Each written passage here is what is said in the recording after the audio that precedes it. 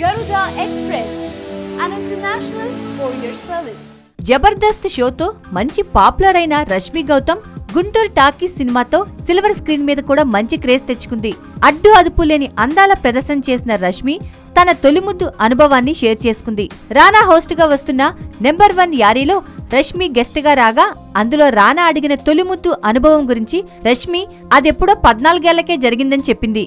అది కూడా ఏదో ఎక్సైట్మెంట్ లో ఎక్స్పెరిమెంటల్ గా అలా చేశానని చెప్పుకొచ్చింది రష్మి.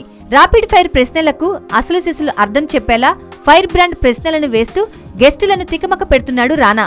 అదే క్రమంలో రష్మిని కూడా ముద్దుల సంభాషణలో భలే ఎంటర్టైన్ చేశాడు.